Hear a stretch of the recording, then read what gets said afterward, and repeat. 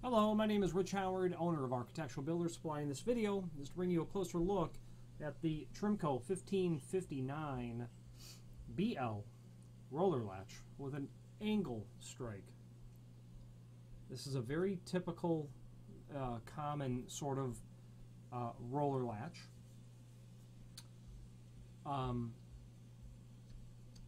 In terms of it being common, it's common because it's indeed a roller latch. What makes this a little somewhat out of the ordinary is because its design incorporates a stop sort of principle. Okay. Shown to you in the satin chrome finish. Yep, 626 satin chrome. You can see the inner mechanism there.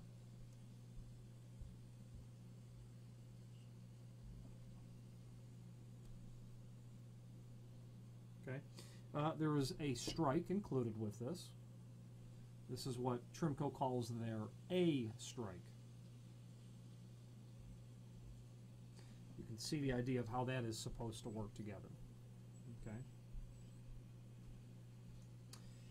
Okay. Included with this will be 2 screws for the strike, and then 2 screws for the body, for the latch itself, through here and here. So, where and when do people use these?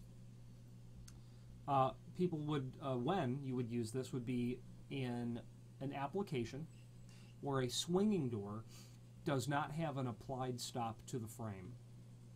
An example of that would be a cased opening frame with a wood door that's hung with center hung pivots. Okay.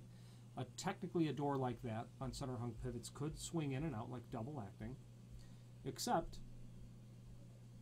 you would add a stop, and this piece of hardware would act as that stop. It would be very typical to see this mortised into the header. Okay. This would then be attached to the top of your door.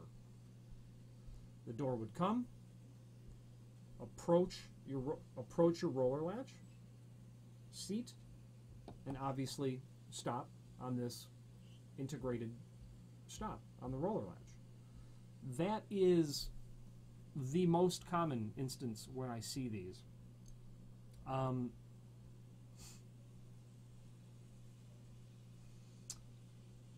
I have even seen these installed in situations where someone has installed this into a sliding door application, where they wanted the door to stay in a closed, fixed position without it unintentionally be pulled forward. I don't know what that application was about, but I've had people install it in that unorthodox situation. Okay. The instance with the center hung pivot is almost always how you see those, and people say, well, why don't you just install a stop? Well, they can't easily because the design is based on the center hung pivot principle. The idea behind that is the hardware is concealed as much as you can, and you can't run a stop along the frame in that instance because the way that the door pivots would be restricted by any applied stop. So to hide the hardware, they go with center hung pivots. The downside of that is you can't have a stop on the frame. Well, here's the solution. Available in different architectural finishes, and there's a link below this video to the cut sheet which shows everything important dimensionally about this roller latch. Let's just quickly go over it. It's not small. It's 4.5 inches tall. Okay.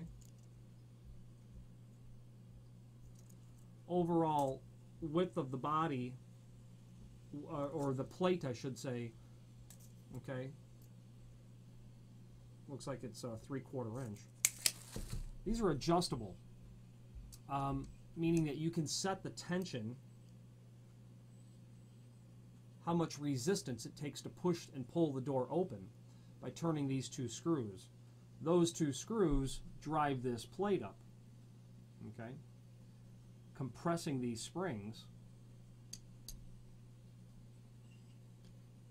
and this double spring principle allows you to be able to set tension in terms of how the stiffness on that roller, how much energy it's going to take to push it down. Okay, you can kind of see that doing it by hand. You can compress those bottom springs. But at the same time,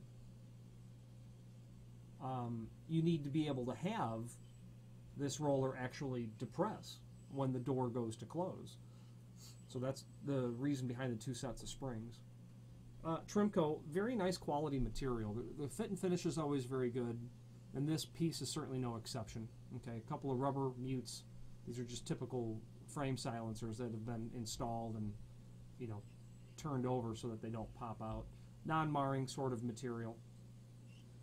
Very common in that application as described before. If you have any questions on the Trimco 1559BL roller latch with an integrated stop or any other Trimco product, please feel free to reach out to us. Thank you very much.